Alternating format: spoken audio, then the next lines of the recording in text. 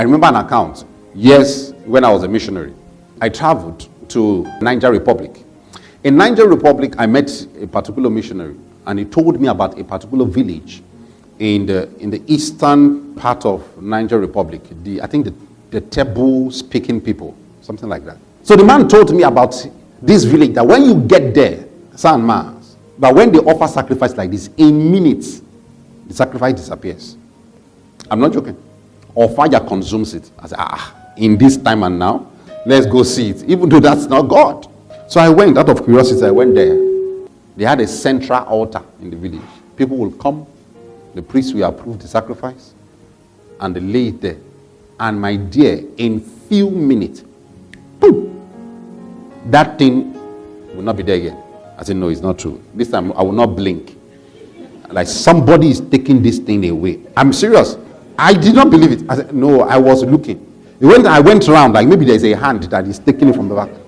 I was looking, and they offered another one, and it went. I said, hey! I'm not joking. That is real sacrifice, not the one they are offering in Lagos here. That is real sacrifice, accepted sacrifice. Accepted. Not island sacrifice. The sacrifices they offered there, even before I grew into this stature, as a teenager, I was a believer.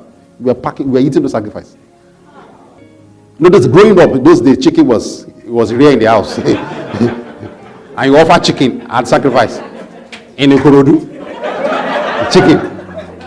I'm not joking, I carry the chicken, I bless it. I read our father on it, I hate the chicken, I'm still here. Maybe they will think I'm the spirit that took the sacrifice.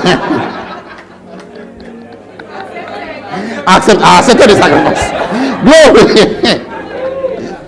I packed money, coins from sacrifice.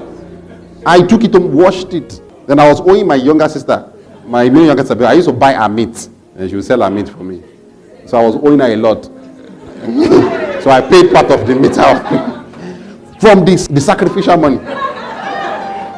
Is that what sacrifice? When I saw that, so two of us said, no, we are not going to leave here. We just felt a burden. I know.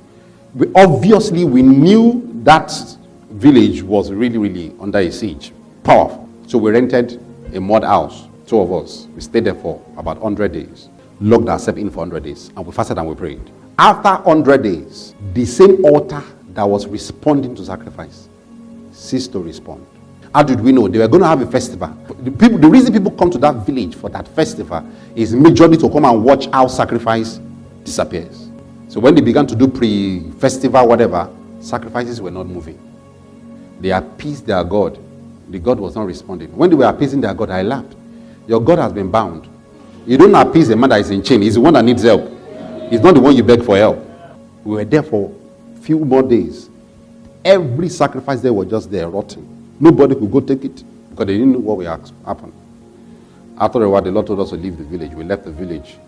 Then we got news that some other missionaries came to the village, preached Jesus, and most people were saved. So for me, that was Paul planted, Apollos water, and God gave the increase. Sacrifice don't rot. When a sacrifice is rotting, it's either it is rejected or there is no spirit to take it. Those rotten sacrifices you see at the center of three pathways. Those rotten sacrifices, they are either proof that the person that offered that sacrifice did not offer well, or proof that the demon spirit that ought to respond to that sacrifice in that area has been dislodged. Sacrifices don't rot. They are either consumed or they disappear.